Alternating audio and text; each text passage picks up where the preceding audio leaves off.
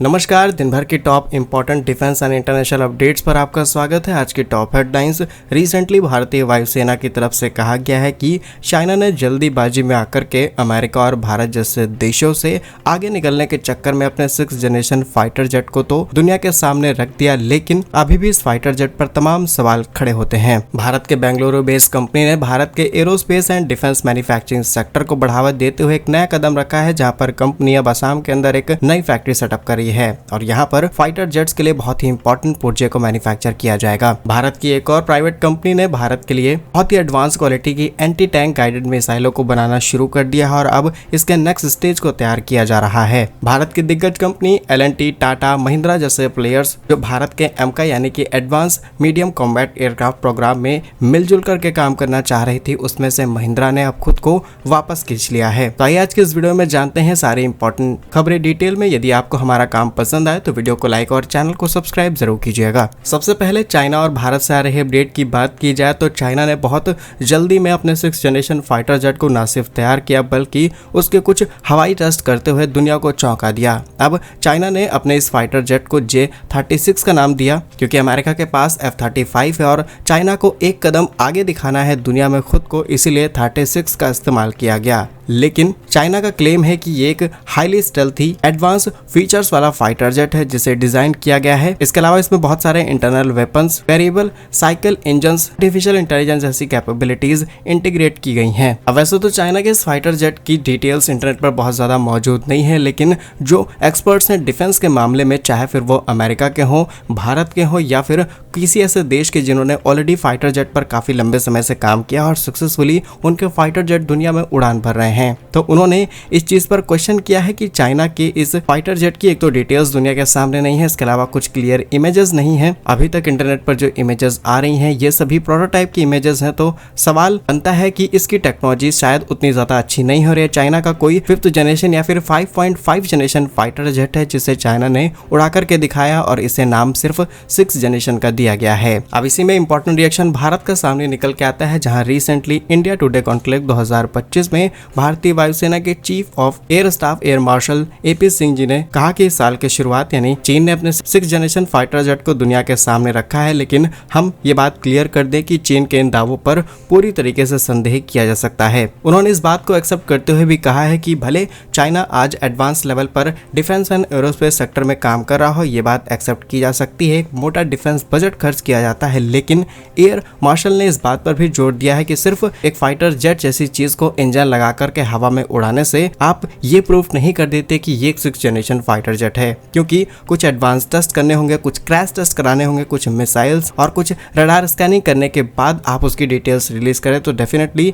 ये बात एक्सेप्ट की जा सकती थी कि चाइना के पास 6th जनरेशन फाइटर जेट है। और इससे पहले भी अमेरिका और फ्रांस ने भी इस फाइटर जेट पर तमाम क्वेश्चंस किए हैं, लेकिन यहाँ पर थोड़ी सी मजाक वाली बात यह है कि चाइना का ये 6th जनरेशन फाइटर जेट कुछ समय बाद पाकिस्तान खरीदने की तैयारी में है। बाकी क्या आपको लगता है कि चाइना का ये 6th जनरेशन फाइटर जेट सच में 6th जनरेशन है या फिर चाइना से पहले अमेरिका अपना एडवांस 6th जनरेशन तैयार कर लेगा? कमेंट में अपनी राय जरूर बताइएगा। नेक्स्ट इंपॉर्टेंट अपडेट, भारत की एक बेंगलुरु बेस्ड कंपनी जो कि एक तरीके से स्टार्टअप है जिनका नाम है Space Fairing Technologies Private Limited, ये अब 100 करोड़ रुपए की इन्वेस्टमेंट करके असम के अंदर एक नई फैक्ट्री सेटअप करने जा रहे हैं। इस फैक्ट्री में एयरक्राफ्ट में लगने वाले रेडोम मैन्युफैक्चर किए जाएंगे और ये एक इम्पॉर्टेंट और बहुत ही क्रिटिकल पार्ट है जिसे फाइटर जेट्स में लगाया जाता है। पहले इस तरीके की टेक्नोलॉजीज दूसरे देशों से इंपोर्ट की जाती थी, लेकिन समय के साथ इसके प्रोडक्शन पर फोकस हुआ और अब जब नए नए स्टार्टअप इस इंडस्ट्री में कूदना शुरू कर चुके हैं, तो ये भारत के आत्मनिर्भर भारत मिशन को आगे बढ़ाने के लिए एक बड़ी तैयारी बन जाती है। जानकारी के लिए आपको बता दें कि भारत की इस कंपनी का कहना है कि इन्होंने जिस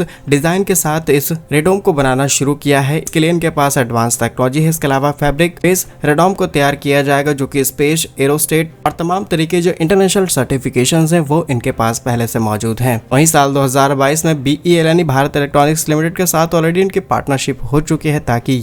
ये टेक्नोलॉजी बना करके BEL को सप्लाई कर पाएं। अगर हम इस एयरक्राफ्ट रडारों की बात करें तो ये एक प्रोटेक्टिव शेल है जिसे आपने कई बार एयरक्राफ्ट की नाक पर देखा होगा और ये बहुत ही इंपॉर्टेंट पार्ट माना जाता है क्योंकि इसके अंदर बहुत सारे रडार्स एंड एंटीनास को फिट किया जाता है। ये न सिर्फ प्रोटेक्शन देता है किसी भी एयरक्राफ्ट को वेदर, रेन, हिल, बर्ड स्ट्राइक से, इसके अलावा इसके अंदर लगे हुए radars minimal attenuation ensuring that the radar system operates effectively. और ज्यादातर इसे फाइबर ग्लास या फिर कंपोजिट मटेरियल से तैयार किया जाता है ताकि स्कैन कर पाना थोड़ा सा मुश्किल हो जाए। अब आप खुद ही अंदाजा लगाइए कि इतनी क्रिटिकल टेक्नोलॉजी है जिसे भारत ने देश के अंदर तैयार किया। नेक्स्ट इंपॉर्टेंट अपडेट, भारत के हैदराबाद बेस्ड कंपनी जिनका नाम है VEM टेक्नोलॉजीज, अब कंपनी ने अपने 3rd generation anti tank guided missile जिसे हम ATGM के नाम से जानते हैं उसके एडवांस वर्जन पर काम करना शुरू कर दिया है। और अभी तक इन्होंने अपने सिर्फ गाइडेड मिसाइल को तैयार किया था, लेकिन अब इसके लॉन्ग रेंज वेरिएंट को तैयार करने जा रहे हैं। रिसेंटली हुए एरो इंडिया 2025 में इन्होंने अपने इस नए मॉडल की पेशकश की थी और इससे पहले भी 2023 के हुए एरो इंडिया में भी इनके पुराने वर्जन का प्रदर्शन किया गया था। जानकारी के लिए आपको बता दें कि एक ऐसा तरीके का हथियार है जिसे मैन पोर्टेबल हथियार कहा जाता है, यानी कि कोई भी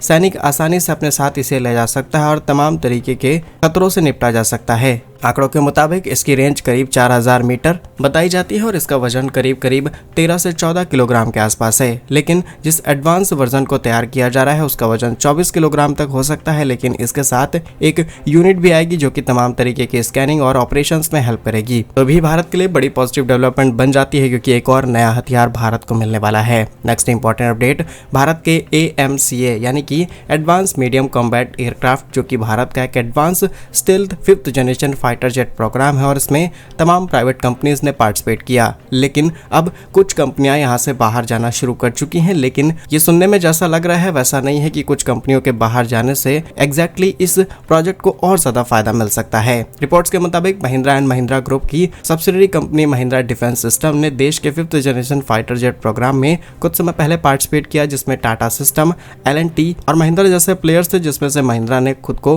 वापस बुला लिया है। वहीं दूसरी तरफ हम ये बात लगातार आपसे कह रहे हैं कि प्राइवेट कंपनियों का पार्टिसिपेट करना जरूरी है ताकि भारत की डिफेंस इंडस्ट्री को नेक्स्ट लेवल पर ले जाया जा सके। महिंद्रा की बात की जाए तो इनके पास जितनी भी एग्जिस्टिंग यूनिट्स हैं इनकी ऑलरेडी पार्टनरशिप हो रखी है कई US की कंपनीज के साथ, कई फ्रांस की कंपनीज के साथ अलग अलग प्रोजेक्ट्स एंड अलग अलग डिफेंस इक्विपमेंट्स को तैयार करने के लिए। इसलिए शायद कंपनी ने अपने आप को इस प्रोजेक्ट से बाहर निकाल लिया है, लेकिन L&T जैसे प्लेयर्स में एंटर कर रहे हैं जो कि ऑलरेडी डिफेंस सेक्टर के लिए काफी बड़े सप्लायर माने जाते हैं, तो जो गैप है वो आसानी से भर जाएगा। इसके अलावा जरूरी ये नहीं है कि कौन सी कंपनी इस प्रोजेक्ट में पार्टिसिपेट कर रही है, कौन सी कंपनी वापस जा रही है। जरूरी ये है कि कंपनी के पास कितने ज्यादा रिसोर्सेज है, कंपनी कितना ज्यादा इंटरनेशनल कनेक्ट करते हुए एमका के लिए इंजन सप्लाई करा सकती है, क्योंकि इस समय एमका के लिए सबसे बड़ा चैलेंज सिर्फ और सिर्फ इंजन है जिसका थ्रस्ट 100 किलोन्यूटन से ज्यादा होना चाहिए ताकि इजीली किसी भी 5th जनरेशन फाइटर जेट को ऑपरेट किया जा सके। नाउ करंटली इंडिया की सिचुएशन ये है कि अगर हमने इस 5th जनरेशन फाइटर जेट को तैयार भी कर लिया तब भी